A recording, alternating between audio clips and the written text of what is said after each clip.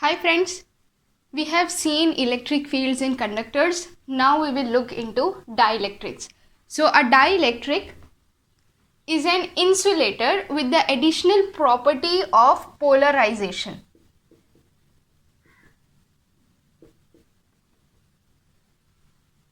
Where polarization is a process of producing electric dipoles out of neutral atoms and molecules. So dipoles are entities which are having two equal and opposite charges separated by a certain distance. So in short, a dielectric can be polarized under the action of an external electric field. Now let's say we have two charged conducting plates. Let's call the charge on this plate be plus Q and on this plate we have minus Q. There is free space in between, so we have just one electric field E naught pointing from the positive plate to the negative plate. Now let's say that I insert a dielectric material or dielectric slab in between the two plates, then dipoles will be formed.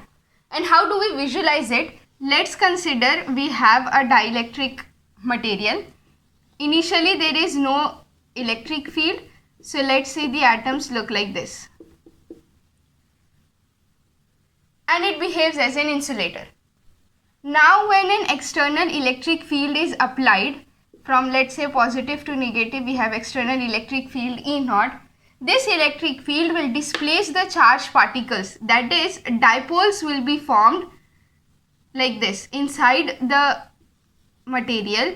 Instead of atoms which looked with positive and negative, dipoles are formed where the positive and negative are separated by a certain distance, where negative will be on this side, positive will be on this side. So you can see the dipole moment is from negative to positive. The dipole moment P bar is in the direction of this external electric field. So in the middle we can consider the charges to all cancel out, and we have positive charges on this surface. That means now this dipole in the presence of this external electric field will have positive charges on this surface and negative charges on this surface. This is a very simple case just for understanding. Of course, in reality we are having thermal distortions and various other types of polarizations and so on.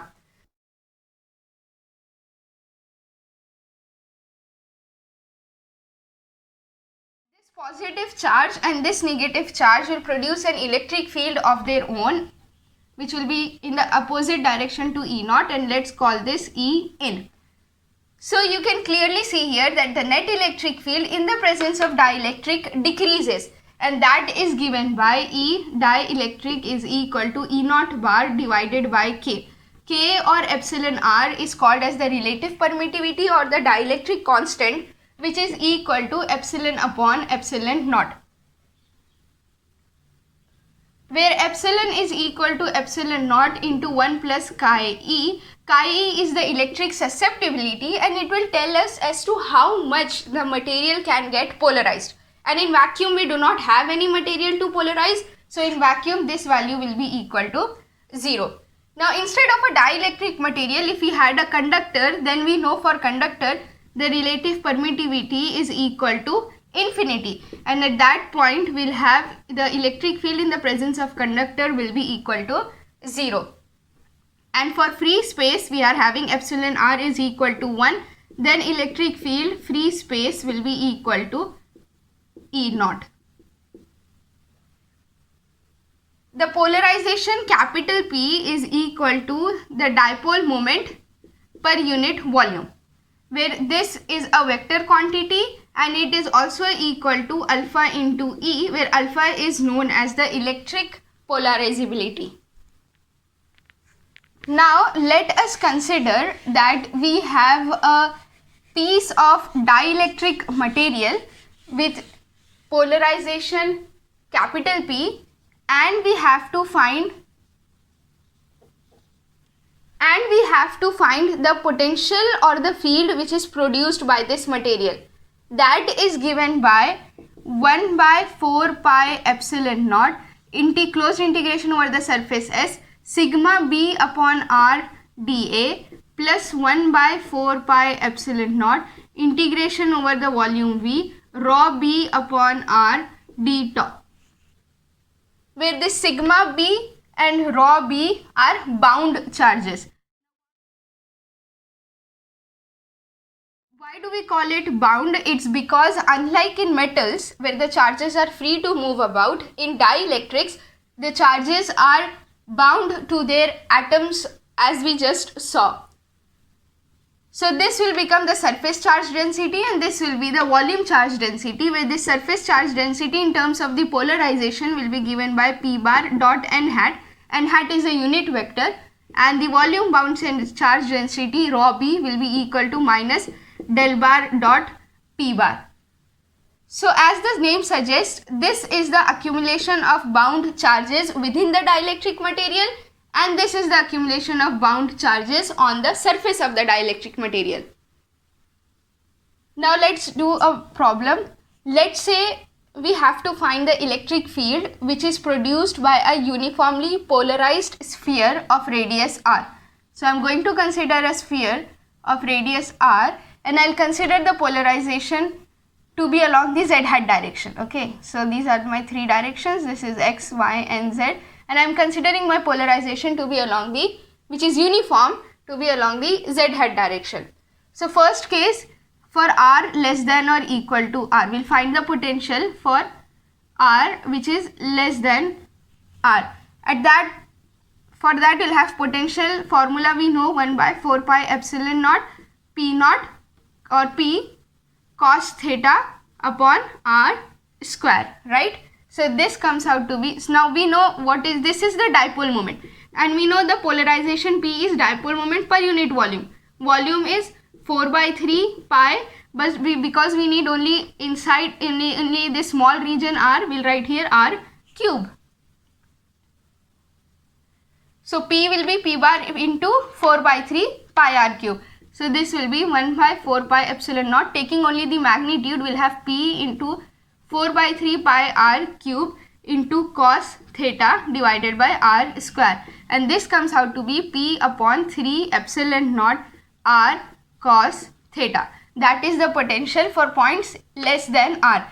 For points greater than or equal to r, we are having V is equal to same formula, 1 by 4 pi epsilon naught P cos theta upon r square, and again P here will be equal to P into 4 by 3 pi capital R cube, because now we are going to consider the r small r which is greater than r, but the polarization is only up to this capital R. So this will be equal to 1 by 4 pi epsilon naught P into 4 by 3 pi capital R cube cos theta upon r square, and this will come out to be P upon 3 epsilon naught r cube upon r squared cos theta.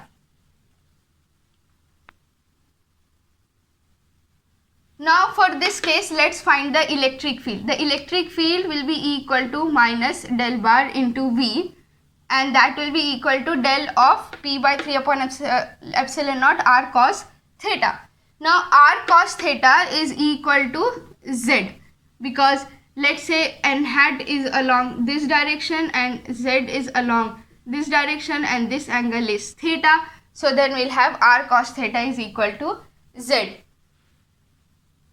So this will then come out to be it will be minus del into P upon 3 epsilon naught z, and that comes out to be minus P upon 3 epsilon naught z hat, and P z hat is nothing but P bar. So you'll have minus P bar upon 3 epsilon naught. And for electric field outside is equivalent to a dipole which is present at the origin. Next question is, we have a cylinder of radius r and length l, and it carries a polarization P bar is equal to P naught r hat, where P naught is a constant and it is r bar, where this r bar is the radial vector from the axis, that is r is along this direction.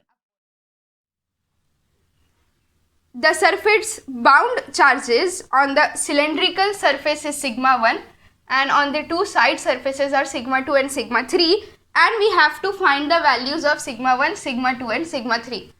So now these are surface bound charges, and we know for surface bound charges the formula is p bar dot n hat. If we consider sigma 1, it will be p bar dot n hat. P is p naught r bar into n hat is this direction, right? That is r hat direction. R bar is nothing but r into r hat, right? And this is r hat. R hat 1 will have p naught r. Now sigma 2 is equal to p bar dot n hat. P is along this direction, and for sigma 2 n hat is along this direction. They both are perpendicular to each other, so this value is 0. Similarly, sigma 3 is again p bar dot n hat. P is along this direction, sigma 3 n hat is along this direction. Again they are perpendicular to each other, so this value will be 0. So this is the value of sigma 1, sigma 2 and sigma 3. Now we are going to look into Gauss law in dielectrics. Now within the dielectric there are two types of charge densities. That is rho is equal to rho bound plus rho free. This is the bound charge density and this is the free charge density. Free charge density is any charge which is not a result of polarization, that will come in this part. And according to Gauss law, we know del bar dot E bar is equal to rho upon epsilon naught. That is rho b plus rho free upon epsilon naught.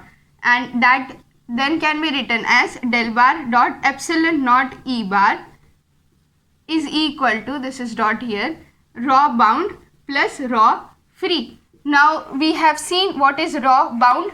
Rho bound is minus del bar dot P bar. So this is minus del bar dot P bar plus rho free. Now we'll take this term on this side, so I'll have del bar dot epsilon naught E bar plus P bar is equal to rho free, and this is known as D bar, which is electric displacement, and that comes out to be del bar dot D bar is equal to rho free. This is the differential form of Gauss law in dielectrics, and the integral form is integration d bar or closed integration of surfaces d bar dot dA bar is equal to Q free enclosed. That is the charge, the free charge which is enclosed in that Gaussian surface. So here we saw D is equal to epsilon naught E bar plus P bar. So this is a vector quantity, this is also a vector quantity, this is also a vector quantity. This can be written as, so from here we can find P, polarization, that is equal to D minus epsilon naught E bar. This is epsilon into E bar minus epsilon naught into E bar, that is equal to epsilon minus epsilon naught E bar. This can also be written as epsilon naught chi E, that is susceptibility into E bar, or it can also be written as epsilon naught. I'm just writing the formulas in different ways, that's all. Epsilon r minus 1 E bar, and this can also be written as epsilon r is also k. You can call it k or epsilon r minus 1 into E bar. So we can see that P, polarization, is proportional to the electric field. When this happens, the dielectric is called as a linear dielectric. Now let's look into the potential energy of the system. The potential energy of the system will be U is equal to epsilon naught by 2. We have already seen integration over all space E squared d tau. But here in the case of linear dielectrics, the formula will be epsilon naught by 2 integration epsilon r E squared d tau. Now this can be written as epsilon naught by 2 integration epsilon r, sorry, I'll take this epsilon naught inside, I'll have 1 by 2 epsilon naught epsilon r E squared d tau, and this will be 1 by 2 integration d bar dot E bar d tau. This is the potential energy which is stored in the system of linear dielectrics when we consider linear dielectrics. The boundary conditions here are, there we saw E perpendicular above minus E perpendicular below is equal to sigma upon epsilon naught. That means what? Del dot E is equal to rho upon epsilon naught, right? Now here it will become d perpendicular above minus d perpendicular below is equal to sigma free, and del bar dot d bar, which we just saw, was equal to rho free. Now if sigma free is 0, then d perpendicular above will be equal to d perpendicular below. Also at the boundary between two dielectric media, that is, let's say this is dielectric media 1 with some dielectric constant epsilon 1, this is the medium 2 with some dielectric constant epsilon 2. So at this boundary the free charge density sigma free will be equal to 0. And we also saw del bar dot p bar, which was just now we saw minus rho b, right? Rho b is equal to minus del bar dot p bar. So we'll have p perpendicular above minus p perpendicular below is equal to minus sigma b, that is b is the boundary. And for parallel component, or you can say the tangential component, is d parallel above minus d parallel below is equal to p parallel above minus p parallel below, that is del bar cross d bar. As I already mentioned, cross means parallel component and dot will give us information about the perpendicular component, is equal to del bar cross p bar.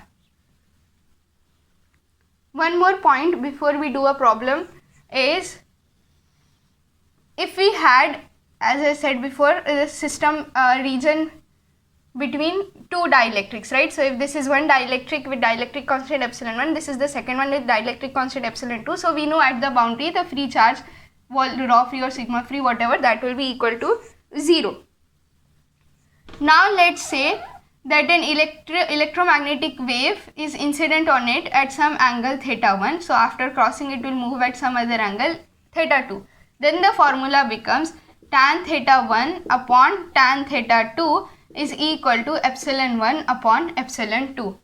Now if you consider the angle between the incident wave and this surface, if you consider alpha 1 and you consider alpha 2, then we'll have cot alpha 1 upon cot alpha 2 is equal to epsilon 1 upon epsilon 2. Now consider that an electromagnetic wave is incident at the interface between the two homogeneous dielectric media with dielectric constant epsilon 1 and epsilon 2, assuming that epsilon 2 is greater than epsilon 1 and this is normal and some wave is coming. So since this is the interface, there will be no charges on the interface. The electric field vector E, then the electric field vector E in the two media is such that since epsilon 2 is, let's call this, in this medium we are having E1 bar and in this medium we are having E2 bar. Now we also know what is the value of electric field, that is equal to E naught upon epsilon r. Right, now epsilon r here is epsilon 1 or epsilon 2.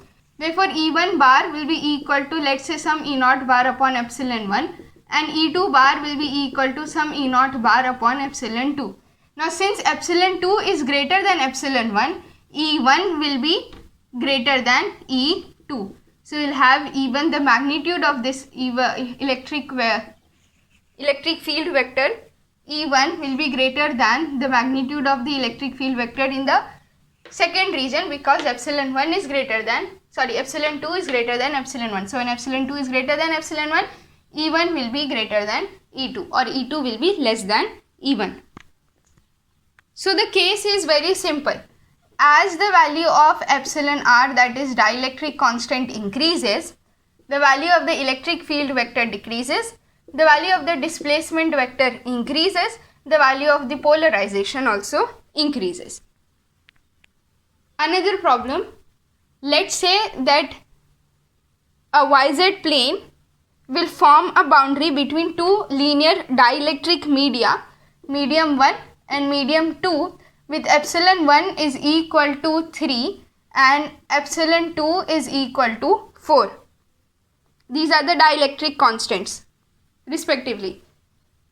If the electric field in region 1 is given by E1 bar is equal to 4x hat plus 3y hat plus 5z hat, we need to find the electric field in the region 2.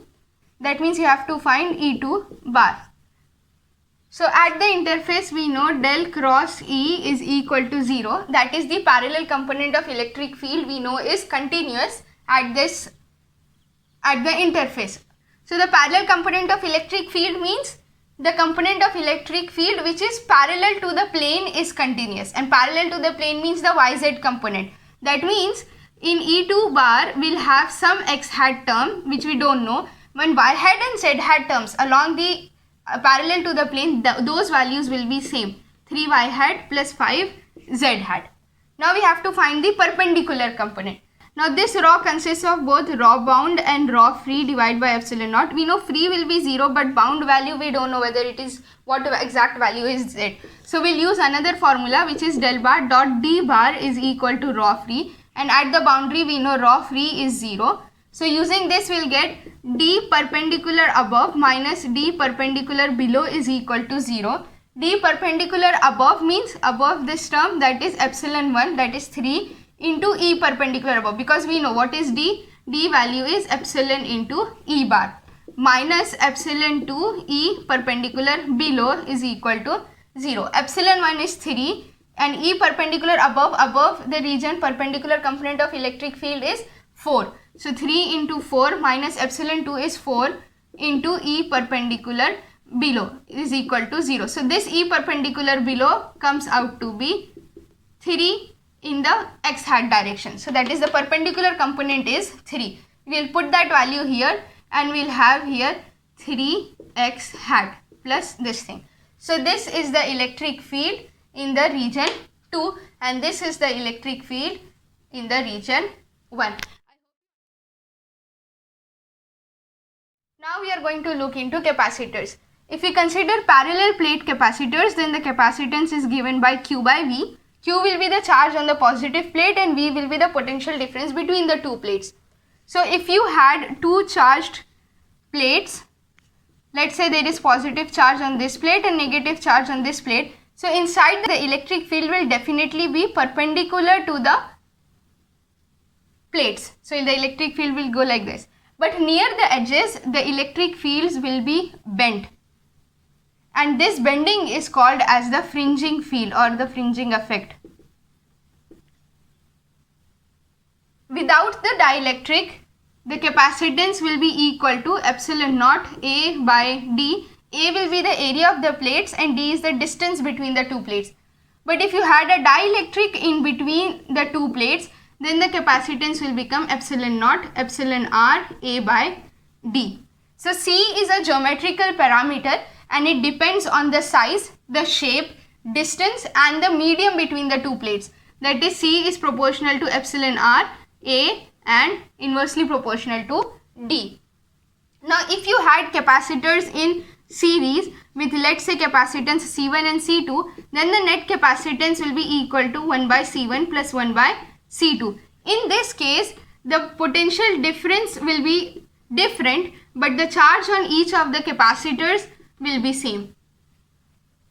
If we had capacitors on which are parallel to each other with capacitance C1 and C2, then the net capacitance will be just addition of the two capacitance. And in this case, the potential will be same, but the charge on each of the capacitors will be different. And the energy which is stored in the capacitor is given by U is equal to half CV square, which is also equal to half Q squared divided by C. Let's do a problem before we finish. Consider two parallel plate capacitors. Let's consider this, which is A, and the capacitor B. Here it is separated by a distance x. This one is separated by a distance 1.1 x. They have dielectric material of dielectric constant 3 in between them. So this is also dielectric constant is 3. Here also the dielectric constant is 3. They are connected to a battery of voltage V. Okay, the voltage is V. The difference in charge on the second capacitor compared to the first is, that is, we have to find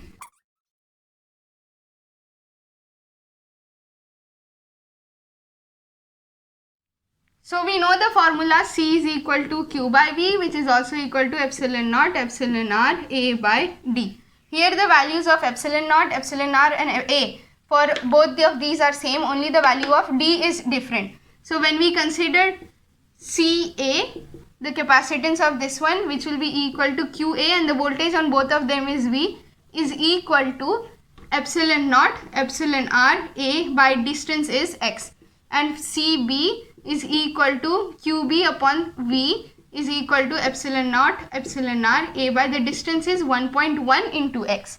Now we have to find, now let's find QA and QB. So QA will be equal to epsilon naught epsilon R A V divided by X, and QB will be equal to epsilon naught epsilon R A V divided by 1.1 X. Difference in charge on the second capacitor compared to the first, that means we have to find QB minus QA divided by QA, and the answer in terms of percent, so we write 100%. This will be equal to QB minus QA, that will be 1 by 1 minus 1 point, consider this as some constant C, let's call this y by x, and let's call this also y by 1.1x. So QB, this term, that will be 1 by 1.1x minus QA, that will be 1 by x divided by QA, again 1 by x. I am taking y out and y is cancelled into 100%. Solving this will be equal to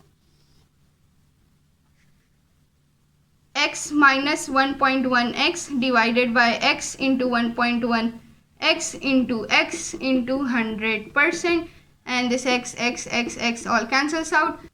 1 minus 1.1 will be minus 0.1 divided by 1.1 into 100%.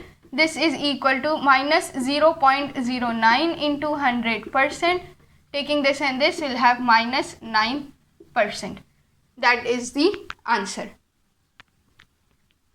And we are done with electrostatics. In the next part, we'll begin with magnetostatics. Peace be upon you.